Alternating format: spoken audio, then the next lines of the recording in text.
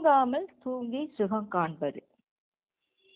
ரொம்ப அற்புதமாக ராஜசேகர் ஐயா கொஞ்சம் ட்விஸ்ட் பண்ணி எனக்கு கொடுத்துருக்காங்க. நான் அறித்துயில் நிலை பத்தி பேசலாம்னு நினைக்கிறேன் ஐயான்னு சொன்னேன். அவங்க ரொம்ப சிறப்பா இந்த தலைப்பை எனக்கு வழங்கியிருக்காங்க. பொதுவா சாதாரண மனநிலையில, உணர்ச்சி வசப்பட்ட நிலையில மனித மனம் பீட்டா அலைச்சூழல்ல தான் இயங்கி கொண்டு இருக்கு. 14 முதல் 40 அலைச்சூழல்ல இயங்குது. யோக சாதனையின் மூலமாக உயிர் மேல மனம் வச்சு செய்யற தவத்துல தான் ஆல்பா அலைக்கு, அதாவது 8 முதல் 13 சைக்கிள் பெர் செகண்ட் என்ற அளவுல பூர்வ மத்தியில ஆக்கினை சக்கரத்திலும் துரிய சக்கரத்துல தலை உச்சியிலையும் அமர்ந்து தவம் செய்யும் போது நமக்கு மன அலைச்சூழல் படிப்படியாக குறைஞ்சு ஆல்பா அலைக்கு வருது. அதாவது தூங்காம தூங்கி சுகம் பெறக்கூடிய நிலை இங்க ஆரம்பமாகுது. தூக்கம் அப்படின்னா டோட்டலா நம்மளை மறந்துடுறோம். ஆனா தவம் அப்படிங்க வரும்போது தான் அந்த தூங்காம சுகம் பெறக்கூடிய நிலை, அதாவது விழிப்பு நிலையோடு கூடிய அந்த உறக்கத்தை தான் தூங்காம தூங்கி சுகம் காண்ற நிலை நமக்கு கொண்டு போய் விடுது.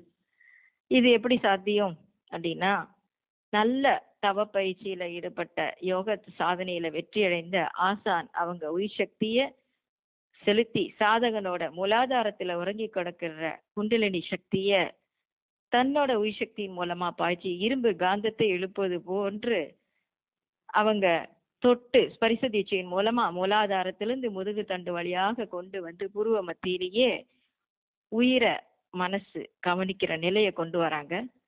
அங்கேதான் அந்த சுகம் ஆரம்பமாகின்றது.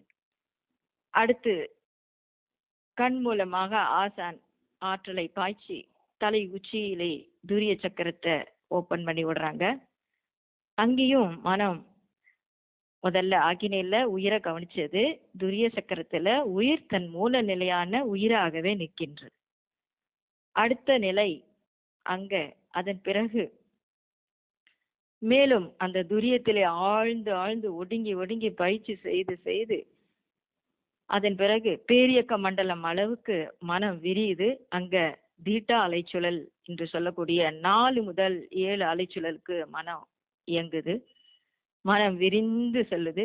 மேலும் அங்கிருந்து விரிந்து செல்ல ஆசான் அவர்கள் ஞான தீட்சை, அதாவது மனதாலேயே அந்த சாதகனுக்கு அவரோட உயிர் சக்தியை மேலும் மேலும் விரித்து விரித்து கொண்டு போய் சக்திகளம் என்று சொல்லக்கூடிய நிலைக்கு கொண்டு போறாங்க. அடுத்து அங்கிருந்து சிவகலம், அதாவது ஆதிக்கு சமமான அந்த சமாதி நிலைக்கு சாதகனை கொண்டு போய் விடுறாங்க. மனசாலேயே அங்க ஞான தீட்சை அளிக்கப்படுகின்றது. அங்கதான் டெல்டா அலைச்சூழலுக்கு இயங்கிக் கொண்டிருக்கிறது. அங்கே தவத்தின் உச்சக்கட்ட நிலை, அதாவது துரியாதீத நிலைக்கு மனம் செல்கிறது.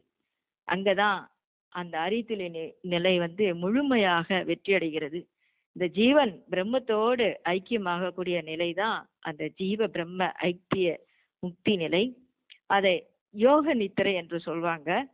இதத்தான் பத்திரகிரியார் என்ற சித்தர் ஆங்காரம் உள்ளடக்கி ஐம்புலனை சுட்டறுத்து தூங்காமல் தூங்கி சுகம் பெறுவது எக்காலம் என்று பாடியிருக்கிறார். தாயுமானவர் சுவாமிகளும் உறக்கத்திலும் விழிப்பிலும் உன்னையே சார்ந்திருக்க அருள்வாய் ஈசா இறைநிலையே என்னை யோக நித்திரையில் எப்பொழுதும் வைத்திருப்பாயாக அப்படின்னு வேண்டாரு. விழித்திருக்கும் போது மனது விவகாரமற்றிருக்க வேண்டும். அப்படி மனம் எப்பொழுதும் விழிப்பு நிலையில இருக்கும் போதுதான் அந்த பேருணர்வு நிலைக்கு மனம் விரியுது. அப்போ அங்கேயே உறுதி பெறுது. விழிப்புக்கும் உறக்கத்திற்கும் இடையே உள்ள அந்த வேற்றுமை அகழ்ந்து வருகிறது.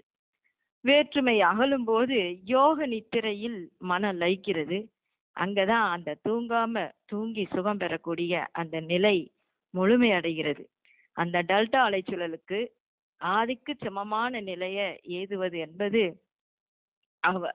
அன்றைக்கு ரொம்ப கஷ்டமான விஷயமாக இருந்தது. அருள்தந்தை வேதாத்திரி மகரிஷி அவர்கள் தான் மிகவும் எளிமைப்படுத்தி எளிய முறை குண்டலினி யோக பயிற்சியின் மூலமாக இந்த நிலையை சாத்தியப்படுத்தியிருக்காங்க. யோக நித்திரையில மனம் லயிக்கும் போது தூங்கி விழித்தன்ன பயன், தூங்காமல் தூங்கி நின்ற பாங்கு கண்டால் அன்றோ பலன் காண்பேன் பைங்கிளியே அப்படின்னு தாய்மானவர் சுவாமிகள் அந்த நிலைய அனுபவிச்சு சொல்றாங்க. சுவாமிஜி அவர்களும் இந்த துரியாதீத நிலைக்கு சொல்லும் போது மன அலைச்சல் 1லிருந்து 3 வரைக்கும் நல்லா அமைதி நிலையை நம்ம அனுபவிச்சு கொண்டு இருக்கும்போது என்னென்ன தனக்கு கிடைச்ச அனுபவங்களை அழகா சொல்றாங்க. எத்தனை கோடி நட்சத்திரங்கள் உள்ளன, என்னென்ன மாதிரி இயக்கங்கள் உள்ளன, ஒவ்வொரு நட்சத்திரத்திலும் எத்தனை கோடி விண்துகள்கள் அங்கே புகுந்து புகுந்து விளையாடி கொண்டிருக்கலாம். அதற்குள்ளாக என்ன ஆகும்னா நாம இதுவரைக்கும் புலன்கள் மூலமாக பஞ்சேந்திரியங்கள் ஞானேந்திரியங்கள் இவற்றை எல்லாம் இயக்கி இயக்கி அந்தந்த பதிவு இருக்கிறதுனால ஜீவகாந்த சக்தி கூடும்போது அப்படியே அந்த இடத்திற்கு தாவி விடும். அந்தந்த உருவமாக குணமாகவும் மாறிடும். உடனே வீடு, மனைவி, மக்கள், கடை, வியாபாரம் இப்படி ஒவ்வொரு விஷயமாக நினைவுக்கு வரும். இதெல்லாம் நீங்க என்ன நினைக்கிறீங்கன்னு கேக்குறாங்க சுவாமிஜி. இதுதான் இறைவனோட திருவிளையாடல். நாமா விருப்பப்பட்டு செய்யல, தானாகவே அது நடக்கும். அதுதான் பிரபஞ்ச இயக்கத்தை ஒட்டி நடக்கக்கூடியது. ஒன்று அது மன இயக்கம், அதாவது சென்ட்ரல் நர்வஸ் சிஸ்டம். இன்னொன்னு அட்டானமஸ் நர்வஸ் சிஸ்டம். 3வது காஸ்மிக் ஃபங்க்ஷனல் சிஸ்டம்னு சொல்லுவாங்க. இந்த அமைப்பில தான் நாம ஆதியிலிருந்து அணுவாகி இயக்கங்களாகி இங்க வந்திருக்கிறோம் அல்லவா. இதுவரையில வந்த அவ்வளவு பதிவுகளும் அந்த அலையும் அங்கதான் அதுலதான் இருக்குதுங்க. மன அலைய ஒடுக்கி அந்த இடத்துக்கு அந்த துரியாதீத நிலைக்கு நம்ம போகிற போது ஏதேனும் ஒரு உடற்பயிற்சி முதிர்ச்சியினாலோ இல்ல அல்லது வாழ்க்கையில பறித்துண்டு வாழும் பண்பாட்டிலிருந்து விலகி இட்டுண்டு வாழும் பண்பாட்டு அறநெறிய பழகி கொண்ட போது அப்பொழுதுதான் அந்த பற்று பாசம் இவைகளிலிருந்து விலக விலக சில சமயம் என்ன ஆகும்னா அந்த பழைய குப்பைகளை கொண்ட எண்ணெய் கதவு சாத்தி கொள்ளுன்றாங்க சுவாமிஜி. அதாவது இந்த புலங்கள் மூலமாக இயங்குவதற்கு எத்தனை சுழற்சி வேண்டுமோ அது வரல. இந்த சுழற்சியிலேயே அதாவது 1 முதல் 3 வரை அல்லது 4 முதல் 7 வரை சைக்கிள்ஸ் பெர் செகண்ட் என்ற நிலையில இயங்குது. திரும்ப திரும்ப அதுவே தான் இயங்கு கொண்டு இருக்குது. அப்படி இயங்குவதனால இறைநிலை காட்சியும் அவனுடைய திருவிளையாடல் மாத்திரம்தான் அந்த மனதுக்கு தெரியுமே தவிர அந்த இடத்துல இந்த பக்கமோ அந்த பக்கமோ போகாது. போனாலும் எதனையும் விரும்பி பற்றாது. இந்த நிலையை இதுவரைக்கும் கண்டவங்க பெயர் கொடுக்கல. அதத்தான் சொல்வாங்க கண்டவர்கள் விண்டதில்லை என்று. இப்பொழுது சுவாமிஜி சொல்றாங்க, நான் விண்டு சொல்கிறேன், அந்த நிலைக்கு ஒரு பெயரையும் கொடுத்திருக்கிறேன் அப்படின்னு சொல்றாங்க. அது என்ன பெயருன்னா super active transcendental state of consciousness அப்படின்னு சுவாமிஜி அதுக்கு அழகா பெயர் கொடுத்திருக்காங்க. தமிழ்ல அறிதுயில் மெய் விளக்க அறிவு அப்படின்னு சொல்லியிருக்காங்க. அதாவது டிரான்ஸ்டேட் என்பதற்கு தான் அறிதுயில் அப்படின்னு சொல்லுவாங்க. இது யோக நித்திரை அப்படின்னு சொல்லுவாங்க. இது அனுபவிச்சு பார்த்தவங்களுக்கு தெரியும் எவ்வளவு ஆனந்தமாக இருக்கும். அதுதான் பேரின்பன் அப்படிங்கிறது அவங்கவங்களுக்கு கிடைச்ச அனுபவ பதிவை ஒட்டிதான் அதை நம்ம நல்லாவே புரிஞ்சுக்கிட முடியும். இப்ப இந்த நிலையில இருந்து சுவாமிஜி ஆழ்ந்து ஆழ்ந்து மோன நிலைக்கு சென்றுதான் பல ரகசியங்களை ரொம்ப எளிமையான தமிழ்ல சாதாரண பாமர மக்களும் புரிந்து கொள்ளும் வகையில கொடுத்திருக்காங்க. ஒரு அன்பர் மகிழ்ச்சிட்ட கேட்டாங்களாம், சுவாமிஜி தங்களுக்கு முதல்ல அறிவியல் ஆழ்நிலை விளக்கம் எப்போது ஏற்பட்டது, அந்த அனுபவத்தை தயவு செய்து கூர்ந்து விளக்குங்கன்னு கேட்டாங்களாம். அப்போ மகிழ்ச்சி அவங்க அது எப்போது அப்படின்னு சொல்றதுக்கு இல்ல, தூக்கமும் விழிப்பும் இல்லாத நிலையில ஒரு காட்சி, அவ்வளவுதான். அந்த காட்சியில தான் இந்த பிரபஞ்சம் முழுவதையும் பார்க்கிறேன். அதுல எத்தனை கோடி அண்டங்கள் அவ்வளவும் என்னவென்று பார்த்தேன். அதுதான் அணுக்களின் கூட்டுதான். அணுக்களின் கூட்டுதான் எல்லா தோற்றங்களும் என்றா, அதற்கு முன்னால அதை தவிர இந்த பிரபஞ்சத்துல என்ன இருக்குது அப்படின்னு பாக்குறேன். சுத்த வெளிதான். சுத்த வெளியும் அணுக்களும் தவிர பிரபஞ்சத்துல வேற ஒண்ணுமே இல்ல. அப்படியானா சுத்த வெளியிலிருந்து அணு வந்திருக்குமா, அணுவிலிருந்து வெளி வந்திருக்குமான்னு ஆராய்ச்சி செஞ்சாங்களாம் சுவாமிஜி. சுத்த வெளியிலிருந்து தான் அணு வந்திருக்க முடியுமே தவிர, ஏன்னா சுத்த வெளி பிரம்மாண்டமானது, அணுவிலிருந்து சுத்த வெளி வந்திருக்க முடியாது. அதனால சுத்த வெளியில அடங்கி இருந்ததுதான் அணு. அந்த அணு பின்னாலதான் வந்திருக்க வேண்டும். அதனால சுத்த வெளியில அணு இருந்திருக்க வேண்டும். அந்த சுத்த வெளி எத்தகையதாக இருந்திருக்க வேண்டும்? இன்றைக்கு பிரபஞ்சத்துல என்னென்ன காட்சிகளை காண்கிறோமோ அந்த காட்சிகள் எல்லாம் ஒடுங்கி அலை வடிவத்துல இருந்திருக்க வேண்டும். எப்படி விதையில மரம், மரத்தின் இலை, பூ, காய் எல்லாம் அலை வடிவத்துல இருக்குதோ, அது காலத்தால அது மலர்ச்சி அடைகிற போது படிப்படியாக ஒவ்வொன்றாக வெளிக்காட்டுகிறதோ, அது போலதான் வந்திருக்க வேண்டும் அப்படின்னு தன்னுடைய அந்த செல்ஃப் ரியலைசேஷன் பத்தி சுவாமிஜி அழகா சொல்றாங்க. அப்ப இந்த அகத்தவத்தின் மூலமா தான் பல உண்மைகளை அனுபவபூர்வமாக கண்டுபிடிச்சாங்க சுவாமிஜி. அப்போ இதெல்லாம் யோக பயிற்சியில தான் தனக்கு கிடைச்சதாக விஞ்ஞானத்தையும் இணைச்சி பிரம்ம ஞானமாக எளிய தமிழ்ல அழகா நம்மளுக்கு கொடுத்துருக்காங்க. அப்போ ஏதோ ஒரு இந்த நிலை சித்தி ஆகுற போது ஏதோ ஒரு தெரியாத சப்ஜெக்டை நாம உணரணும் அப்படின்னு நம்ம நினைச்சோம்னா அது எந்த அலை நீளத்துல வந்தா உணர முடியுமோ அங்க போகிற போதுதான் அந்த அலைச்சூழல் வரும். பொதுவா நாம என்ன நினைக்கிறோம்னா இது ஏதோ கற்பனையா நமக்கு ஒரு எண்ணம் வருகுது, அது போலதான் இந்த ஒரு எண்ணமும் அப்படின்னு நாம நினைக்கிறோம். அப்படி அல்ல அப்படிங்கிறாங்க அருள் தந்தை. அந்த நிலையில உண்டாகும், அந்த யோக நிலையில உண்டாகும் அந்த எண்ணங்கள் எல்லாமே உண்மையை வெளியிடக்கூடியது.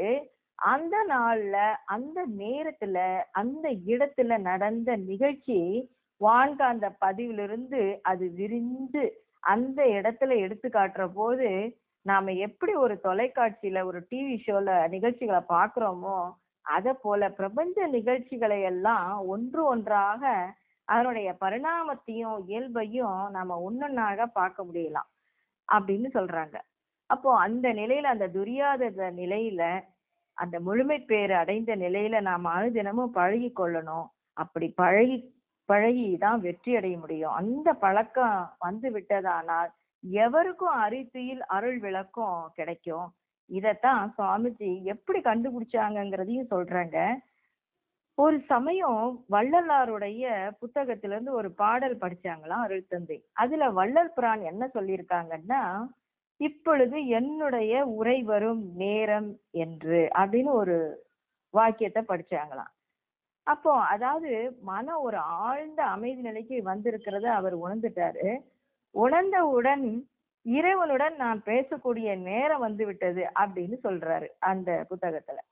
அப்போ இத படிச்ச உடனே சுவாமிஜிக்கு உள்ளுணர்வாக என்ன தோணுச்சுன்னா, அவருக்கும் ஒரு அனுபவம் கிடைச்சிருந்தது. அப்போ அந்த மாதிரி அனுபவம் என்னன்னா, சுவாமிஜி சொல்றாங்க, எனக்கு நீண்ட காலமாக அதிகாலை 3:30 மணியிலிருந்து 5:30 மணி வரை தூக்கம் வருவதே இல்லை. அந்த நேரத்துல இறைநிலை தவம் செய்வேன், துரியாதீத தவம் செய்வேன். அங்க இருக்க நானும் இன்னொன்னு நினைக்க வேண்டியது இல்லாத நேரம். அதே சமயம் என்ன பத்தியும் இன்னொருத்தர் நினைக்காத நேரம். அது ஒரு காரணம் என்னன்னா, அப்போ யாரும் நினைக்காத நேரத்துல நாம ஒரு செயல்ல நடத்தணும்னு நினைக்கும் போது நிச்சயமாக அது வெற்றி மிக்கதாக அமையும். நம்ம தவத்துல உட்கார்ற போது நம்மளை பத்தி மத்தவங்க அன்பாகவோ அல்லது வேறு எதையாவது டிமாண்ட் பண்ணிக்கிட்டோ அல்லது கோபமாகவோ யாராச்சும் நினைச்சாங்க அப்படின்னா அந்த அலை நம்மிடம் மோதும். நம்மளுடைய அலைச்சூழல் எப்படியோ மற்றவங்க நினைவு அலையால தாக்கப்படும். அதனால இவற்றையெல்லாம் தாண்டி மன உறுதியாக நிற்க பழகணும்னு சொல்றாங்க சுவாமிஜி. நீண்ட நாட்கள் இதற்கு ஆகும். அந்த மாதிரி நேரத்துல மனம் விரும்பிய அலை அப்படியே நின்று உள்ள வந்து அந்த சூப்பர் கான்சியஸ் ஸ்டேட்டுக்கு வந்து அங்க வரக்கூடிய காட்சி தான் இறைவனோட குரல்.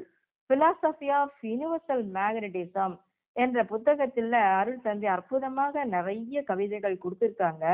அந்த கவிகள் எல்லாம் இந்த அறிவியல் மெய்விளக்க அறிவு கிடைத்த பிறகு அந்த துரியாதீத நிலையில சித்தியாச்சுன்னு சொல்றாங்க சுவாமிஜி.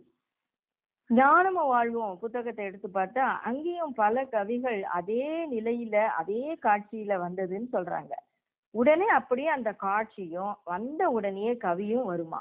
கவியில வரக்கூடிய எழுத்துக்களை பார்த்தீங்கன்னா எழுத்துக்களை நாம அடிக்கி அந்த மாதிரி எழுதவே முடியாதாம். ஞானமும் வாழ்வும் என்ற நூலில் உள்ள பாடல்கள்ல 35 பாடல்கள் ஒரே இரவில வந்தனன்னு சொல்றாங்க சுவாமிஜி. அந்த மாதிரி அந்த நிலை எல்லாருக்குமே வருது. பழக பழக அந்த நிலையில நாம நிலைச்சு நிக்கிற போதுதான் மன அலை சில சமயம் அடிக்கும் பாருங்க வேகமா. அப்புறம் திரும்ப அப்படியே படிப்படியாக குறைஞ்சு நின்னுடும் சொல்றாங்க. அப்படி நிக்கிற போதுதான் அந்த இறைநிலையும் நம்மளுடைய அறிவு நிலையும் ஆதி நிலையும் அதில் நடக்கக்கூடிய திருவிளையாடல்களும் அப்பொழுதுதான் காட்சியாகும். அந்த காட்சியை ஒரு தரம் கண்டா போதுங்க. அது ஏன்னா அந்த காட்சியில ஏற்படக்கூடிய அனுபவத்திற்கு நம்மளுடைய மூளையினுடைய செல்களினுடைய அடுக்கும் உடல் செல்களினுடைய அடுக்கும் ஒத்து போயிடுமா. அப்படி ஒத்து போவதோடு மட்டும் இல்லாம அதுல ஒரு பதிவும் ஏற்பட்டு போகுது. அந்த பதிவு ஒரு தரம் ஏற்பட்டா மீண்டும் நினைக்கிற போது எல்லாமே அதுவே எடுத்து காட்டும். இதெல்லாம் மன அலையில நடக்கக்கூடிய நாடகங்கள் தான். இவ்வளவும் நாம தவத்துல இருக்கிற போதுதான் வருது. தவத்துல உட்கார்ந்து அமைதியா இருந்து இறை காட்சியை உணர்ந்து இந்த பிரபஞ்சத்தினுடைய ரகசியங்களை எல்லாம் உணர்ந்து கொண்டிருக்கிறோம்னு வைத்துக் கொள்ளுங்க. மத்தியில என்ன வரும்னா, நாம எங்க இருந்தாலும் அந்த காட்சியும் அனுபவம் தான் வரும். அதத்தான் பேரின்பம் அப்படின்னு சொல்றாங்க சுவாமிஜி. புலன்கள் மூலமாக வெளியேறும் போது நமது சக்தியானது வெளிப்பட்டு உறுப்புகள் அங்கு கெடுற போதுதான் எந்த இன்பமானாலும் கொஞ்ச நேரத்துல துன்பமாகிவிடும். இறை காட்சியும் அந்த பிரபஞ்ச ரகசியமும் நாம உணர்ற போது எவ்வளவு நேரமானாலும் சலிப்பே இருக்காதுங்க. அந்த சலிப்பில்லாத இன்பத்துக்கு பெயரு தான் பேரின்பம். அன்பர்களே, அத்தகைய ரகசியங்களை எல்லாம் உணர வாய்ப்பளிப்பதுதான் தவம். அப்ப அந்த தவத்துல முழுமையான தவம்னா அந்த துரியாதீத தவம் தான். அந்த துரியாதீத தவம் தமிழ்நாட்டுல சித்தர்கள் யாருக்கும் நேரடியாக சொல்லவே இல்லை. அவங்களோட சாமிஜி பயிற்சியில உட்கார்ந்த பிறகுதான் தெரிஞ்சுதான். நூல்கள்ல விளக்கமே இல்லை. ஒரு பெரியவர் சாமிஜிக்கு துரியம் வரைய அன்னைக்கு கத்து கொடுத்தாங்களாம். அப்போ சாமிஜிக்கு நிறைவே இல்லாம இருந்ததாம். நீண்ட நாட்களாக நிறைவு இல்லாம இருந்தாங்களாம். அப்புறம் ஒரு சமயம் 4000 திவ்ய பிரபந்தத்துல ஒரு பாடலை படிச்சாங்களாம். நன்றாய் ஞானம் கடந்து போய் நல் இந்திரியலாம் ஈர்த்து ஒன்றாய் கிடந்த அரும்பெரும் பால் ஓப்பில் அதனை உணர்ந்து உணர்ந்து சென்று ஆங்கு இன்ப துன்பங்கள் செற்று கழைந்து பசையற்றால் அன்றே அப்போதே வீடு அதுவே வீடு பேராமே. இந்த பாடலை தான் அடிக்கடி சுவாமிஜி படித்து சுவாமிஜி அவர்களாகவே பழகி பழகி அந்த துரியாதீத நிலைக்கு சென்று ஒரு நாள் அதுல வெற்றி அடைஞ்சாங்களாம். அதனால சுவாமிஜி அவர்கள் கண்ட அனுபவமும் பெற்ற மகிழ்ச்சியும் மனநிறைவும் தான் மற்றவங்களுக்கு நேரடியாக சுவாமிஜி அன்றைக்கு சொல்லி கொடுத்தாங்க. ஒரு தத்துவமோ விஞ்ஞானமோ யார் மூலமாக வெளிவந்தாலும் அது இறைவனுடைய அருள். உயிரினங்களுக்கு போய் சேர்வதற்காக அதற்கு ஏற்றபடி பக்குவமான மூளையின் மூலம்தான் உருவத்தின் மூலம் சமுதாயத்திற்கு அளிப்பதுதான் அது. அப்பொழுது சமுதாயத்திற்கு நல்ல நல்ல பலன்கள், எத்தகைய பலன்கள் கிடைச்சாலும் அனைத்துமே அவை சொந்தம்தான். யார் மூலமானாலும் யார் நினைவிலிருந்து வந்தாலும் எல்லோருக்குமே சொந்தம். அந்த முறையில நாம எல்லோரும் உணர்ந்து இந்த வேதாத்திரிய தத்துவத்தின் பயனை நாம பெறலாம். சுவாமிஜிக்கு இந்த தவத்தை டிசைன் பண்றதுக்கு பல காலம் எடுத்துக்கொண்டது. ஆனா நமக்கு அந்த கஷ்டமே சுவாமிஜி வைக்கல. அதுக்கு எந்த சிரமமும் எடுத்துக்கொள்ள வேண்டியதே இல்லை. மற்றதை போல அந்த துரியாதீத தவத்தையே நம்ம லேசா நினைச்சிட்டோம்னா அது ஆழமா மனசுக்கு வராதுன்னு சொல்றாங்க. அதனால பழகி பழகி சிந்திச்சு நமதாக்கி கொண்டு வெற்றி அடைய வேண்டும். இப்போ இந்த 1 முதல் 3 அலைச்சுழல்ல மனம் இயங்கி கொண்டு இருந்ததுன்னு சொன்னோம். அதுதான் துரியாதீத நிலை, டெல்டா ஃப்ரீக்வன்சின்னு சொன்னோம். இப்ப இந்த அலைச்சுழல்ல சில மனோவசிய நிபுணர்கள் அவங்க மனதை ஓரளவு ஏதாவது ஒரு உடற்பயிற்சியில பழக்கி கொண்டு சிலர் என்ன பண்றாங்க, மருத்துவத்துறையில நல்லா சாதிக்கிறாங்க, வியாதிகளை குணப்படுத்துறாங்க. நிறைய பேருக்கு மனோவியாதியினால உடல் உறுப்புகள் கெட்டு போய் பல துன்பங்களுக்கு ஆளாறாங்க. அப்போ மனோ தத்துவ சிகிச்சையாளர்கள் நல்ல விதமாக அவங்களுக்கு அப்படியே சில சமயம் 1 முதல் 7 அலைச்சுழல் வரை கூட அவங்க அலைச்சுழலை அப்படியே அவங்க சில கமெண்ட்ஸ் கொடுத்து ஹிப்னாட்டிசம், அந்த டிரான்ஸ் அப்படின்னா ஹிப்னாட்டிசம் பாருங்க, அந்த டிரான்ஸ் ஸ்டேட்டுக்கு அப்படியே அவங்க மன அலைச்சலை அப்படியே கொஞ்சம் கொஞ்சமா பழக்கி கொஞ்சம் கொஞ்சமா அவங்கள ஒரு ஒரு புள்ளியில நிறுத்துறாங்க. அப்படி நிறுத்தி அவங்களுக்கு இவங்க என்ன மாதிரி எண்ணங்களை புகுத்த முடியுமோ அந்த அலைச்சூழலுக்கு அவங்கள 1 முதல் 7 வரையும் கூட அவங்களுக்கு அந்த நிலைக்கு கொண்டு என்னென்ன எண்ணங்களை கொடுக்க முடியுமோ கொடுத்து அந்த நோயை குணப்படுத்துறாங்க. இப்படி சிலர் பண்றாங்க. ஒரு சிலர் என்ன பண்றாங்கன்னா, வியாபார தந்திரத்தை பயன்படுத்தி வியாபாரத்திற்காக, பணத்துக்காக இந்த மாதிரியும் செய்றாங்கன்னு சொல்றாங்க. அதனால அவங்க என்ன மாதிரி சொல்றாங்கன்னா, முன்ன பிறவியில நீங்க அந்த நாட்டு ராஜாவா இருந்தீங்க. இப்போ ஏதோ தப்பு செஞ்சிருக்கீங்க. இந்த ஊர்ல பிறந்திருக்கீங்க. அப்படியெல்லாம் சொல்லி சில எண்ணங்களை புகுத்தி மனோவசிய நிபுணர்கள் அவங்களுக்கு இந்த மாதிரி எல்லாம் சொல்லி பணம் வசூல் பண்ணுவாங்களாம். இத சிலர் நம்பிடுறாங்களாம். அதனால அதெல்லாம் நம்பி நீங்க ஏமாற வேண்டாம்னு சுவாமிஜி சொல்றாங்க. நிறைய பேர் இந்த மாதிரி ஏமாந்து சுவாமிஜி கிட்டயே சொல்லியிருக்காங்களாம். அதுலயும் பெண்கள் தான் அதிகமாவே சொல்லியிருக்காங்களாம். பெண்களை ஒருத்தர் இந்த மாதிரி ஹிப்னாட்டிசம் முறையில கொண்டு ஸ்பெயின் தேசத்து மகாராணி நீ அப்படி இருந்த, இந்த மாதிரி இருந்த அப்படிலாம் சொல்லி ஏதோ ஒரு ஆசைப்பட்டு இந்த பதிவுனால நீ அடுத்த பிறவில இங்க பிறந்திருக்கிற அப்படியெல்லாம் சொல்லுவாங்களாம். அதெல்லாம் கேட்ட பெண்கள் ரொம்ப எல்லையெல்லாம் மகிழ்ச்சி அடைஞ்சு நிறைய பணம் கொடுப்பாங்களாம். மறுபடியும் இதே மாதிரி அதே மனோவசிய நிபுணர்கள் 10 பேருக்கு இதே போல வேறு வேறு கதையெல்லாம் சொல்லுவாங்களாம். மறுபடியும் ஸ்பெயின் தேசத்து மகாராணி கதையே மேலும் ஒருவருக்கு சொல்லி இப்படியே நிறைய பேரு சுவாமிஜி கிட்ட கூர்ந்த பெண்கள்ல 10 பேரு ஸ்பெயின், ரோமாபுரி, பிரான்ஸ் நாட்டு மகாராணி கேஸ் தான் சொல்றாங்க. இதெல்லாம் இறைவனுடைய திருக்கூத்து. மனம் என்ற ஒரு நாடக அரங்கில் நடப்பது எல்லாம் தான் நான் சொல்றேன்னு சொல்றாங்க சுவாமிஜி. அதனால இத்தகைய விஷயங்களை ஈடுபடாம இருப்பதற்கு எப்பொழுதும் அறிவு நுண்மை நிலையில இயக்கி பழக வேண்டும். சுவாமிஜி அவர்கள் தன்னோட தவ சக்தியின் மூலமாக நிறைய சாதிச்சிருக்காங்க.